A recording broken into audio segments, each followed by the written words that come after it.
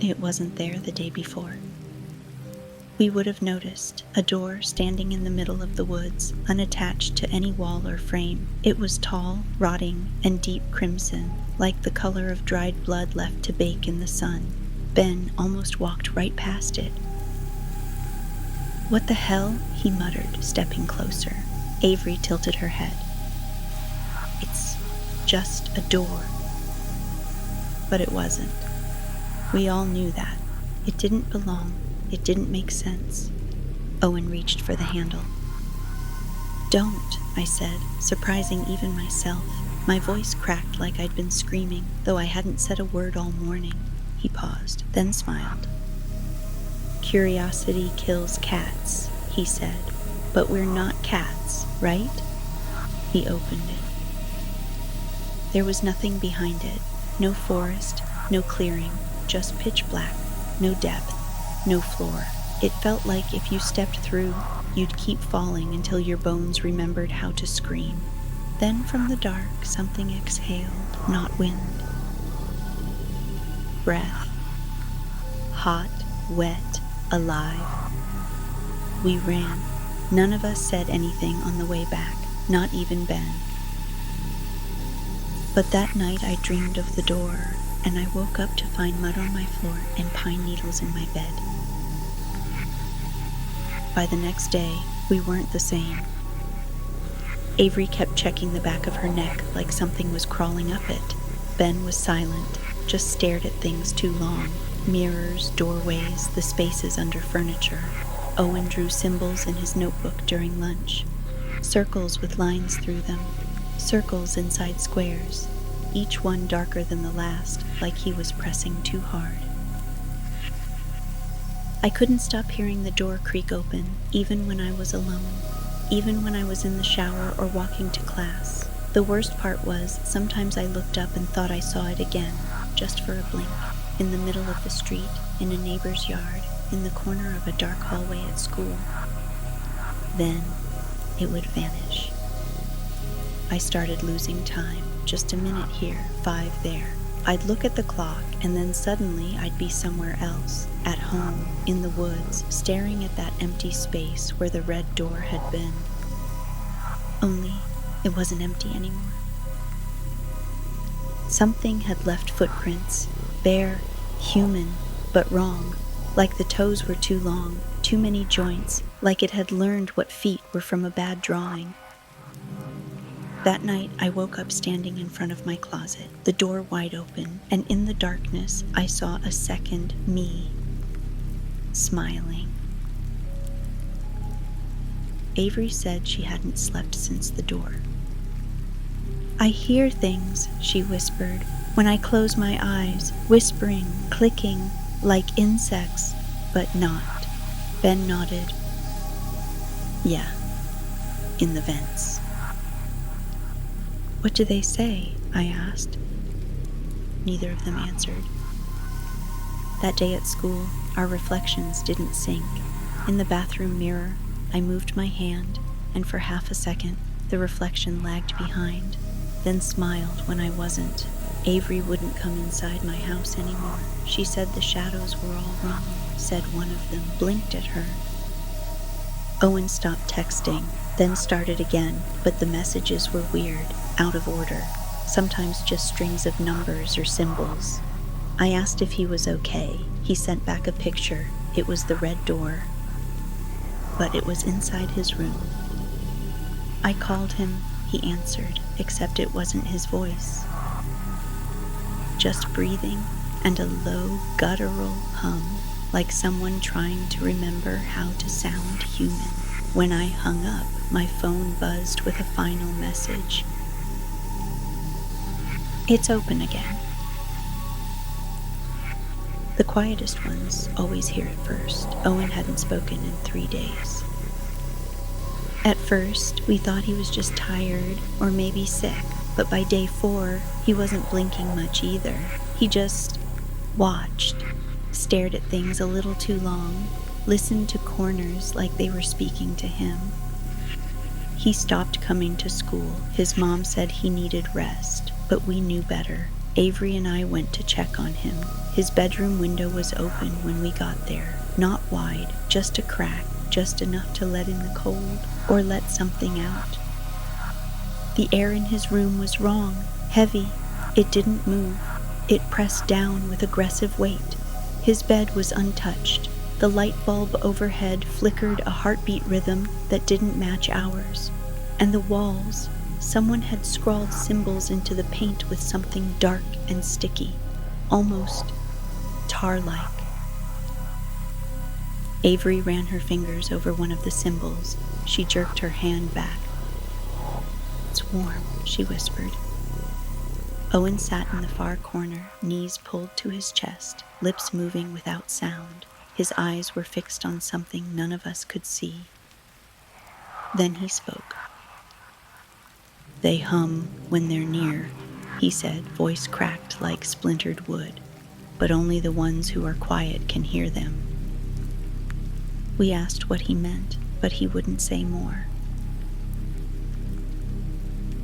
That night, Avery called me in a panic. She'd recorded Owen's voice, hoping to analyze it, compare the pitch to something she found in her research. But the audio was wrong. When she played it back, it wasn't Owen's voice at all. It was her own, saying words she'd never spoken. Whispers layered over whispers, her voice muttering things like, "We left the door open. It's looking through us. What's behind the red isn't dead. It's dreaming." She deleted the recording, but it didn't matter, because that night I heard her voice in my room, not from my phone, not from my head, from inside my closet. 3 knocks. Then silence. I didn't open it, but I sat up until dawn, watching the door, because I knew it was waiting for me too. By the time Friday came, something was wrong with all of us. Ben was convinced his reflection blinked when he didn't. He smashed every mirror in his house, wore sunglasses indoors, said he didn't trust the other one. Avery stopped sleeping. Her eyes were rimmed with pink, and she kept humming a low, tuneless sound under her breath. When I asked her what it was, she said, "I don't know. I just wake up doing it." And I started seeing flashes. Not hallucinations exactly, more like slivers of something spliced into reality. A hand reaching from under my bed, gone when I looked. A second shadow beside mine, a red glow behind closed doors. I tried to journal it, make sense of it, but my notebook pages kept going missing, just vanishing from the middle, ripped out clean, then reappearing later in odd places. One was tucked into my freezer. Another was under my pillow, covered in dirt and something that looked a lot like dried blood. I didn't tell the others. Something told me not to. We didn't talk much now, not really, just watched each other for signs of slipping. Then Owen called. It was the first time he'd reached out since that day in his room. He didn't say hello, just whispered, "It's open again." I didn't need to ask what. We met in the woods before dusk, just the 3 of us this time. Ben said he wasn't coming. He said he'd already seen what's behind it and didn't want to go near it again. Owen led us down a side trail I'd never noticed before. It curved strangely. Trees leaned too close. The wind made no sound here, just hush, hush, hush, like it was warning us. And there it was. The red door. Standing in the clearing like it had always been there. This time it was ajar. Something leaked from the crack, fog-like, but wrong, heavy and wet, like breath that shouldn't exist. The earth around it was scorched in a perfect circle, as if reality didn't want to touch it. Owen stepped closer. His eyes didn't blink. He smiled, just a little. "It remembers us now," he said, "and it wants more." Avery took my hand. "We never should have opened it," she whispered. The door creaked just a nudge wider. I swear I heard someone inside laugh. Not cruelly, not kindly, just knowingly. Like it had been waiting for this moment all along. Avery didn't come to school on Monday. Neither did Ben. I thought maybe they were just hiding, trying to avoid whatever had followed us from the clearing, but by Tuesday I knew better. Ben's mom filed a missing persons report, said he went to bed Sunday night and was gone by morning. His bedroom window was locked from the inside. No signs of a break-in, no footprints, nothing on the cameras. Just gone. Vanished between one blink and the next. Avery's phone rang endlessly, then disconnected. Her texts stopped showing delivered. I biked to her house. Her car was still in the driveway, all the lights on inside. But no one answered. I peeked in through her bedroom window and saw her journal open on the floor. One phrase repeated over and over in uneven ink, like her hand had started shaking halfway through. "It's wearing him. He came back, but it's wearing him." I didn't sleep that night. I didn't blink much either, because I heard something outside, pacing, heavy, breathing like an animal, but just wrong enough. Not loud, not growling, just breathing. It knew I was awake. I turned on the porch light and yanked open the door. There was no one there, but the doormat was wet with something thick, something dark red, and it smelled like rust and soil and something far older, like the woods, like the door. By Wednesday, I wasn't sure what was real anymore. I started seeing Avery around town, but never clearly, just at the edge of my vision, standing across the street, sitting on a park bench with her back to me, slipping into shadows. But when I got close, she was gone, and I swear, every time she disappeared, the shadows lingered a little too long. Then Owen showed up at my window again, not at the door. The window. He was smiling. But his eyes weren't right. Too wide, too glassy. He tapped the glass once, then leaned close. His breath fogged the pain, and in that smear he drew a circle with a line through it, one of the same symbols that had covered his bedroom wall. Then he mouthed 3 words. "It's not me." I didn't let him in. I don't know if I'll survive the week, but I do know one thing now. The red door didn't just open, something walked through. And I think it wore a friend's face to get closer.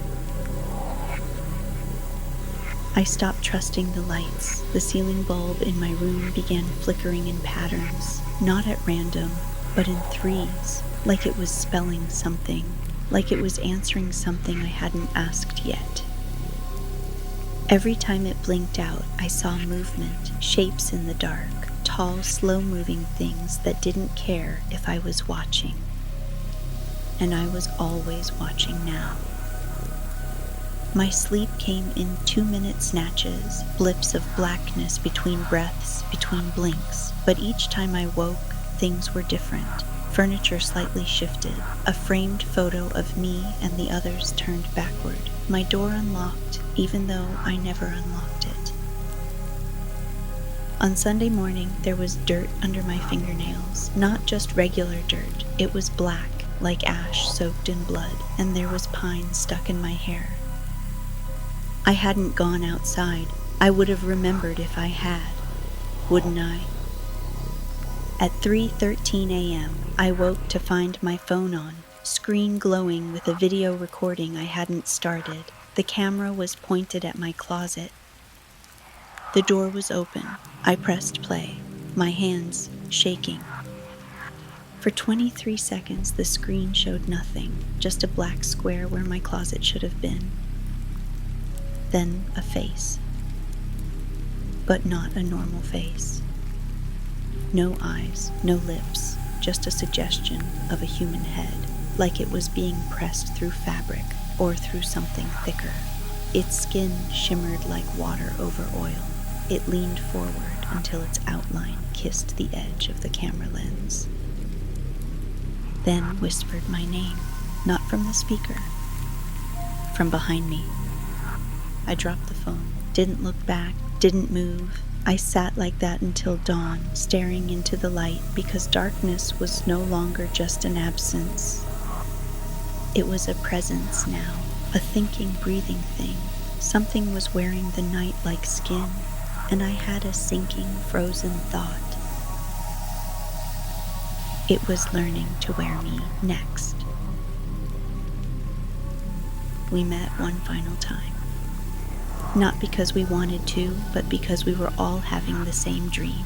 Night after night, waking in cold sweat, whispering the same word before we even remembered why. Door. The red one hadn't reappeared, not physically, but it was in everything now. In cracks in the walls, in the smell of iron drifting from our faucets, in the sudden static that choked our phones whenever we spoke to each other. We gathered at Ben's place. No one wanted to be alone anymore. Owen had scrawled symbols all over his arms, in permanent marker this time. When he rolled up his sleeves, we saw his skin was peeling underneath, like the ink had burned its way in. "It's learning us," he said. Inside, like it's wearing us, testing what fits. Avery looked thinner, her cheeks hollow. She said she hadn't blinked in 3 days. Said blinking let the dark move closer. Ben, he didn't talk at all, just stared at the fireplace. I was the one who suggested it. Going back. "We open it again," I said, "but this time we don't run." No one argued. The trail was worse now, twisted. The trees leaned in, their bark splintered with long gashes like claw marks or screams caught mid-escape.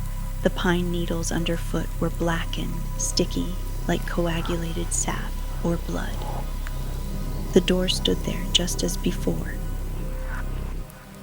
waiting. It had grown. Taller now, wider. Its surface pulsed softly, almost like breath under skin. The brass handle had tarnished into a sickly green.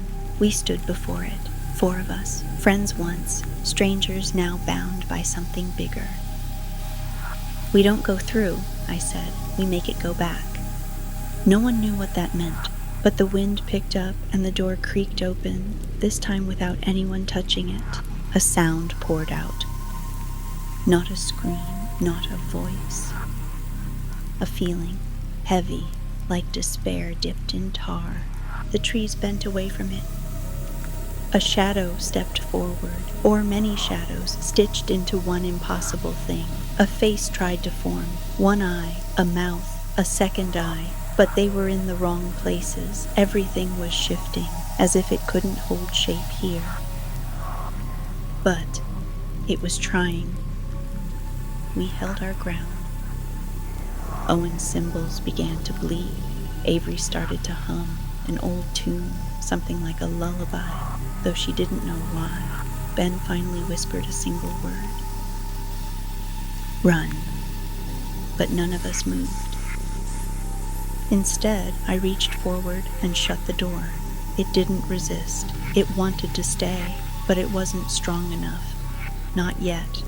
The moment the latch clicked, everything went silent. The woods exhaled.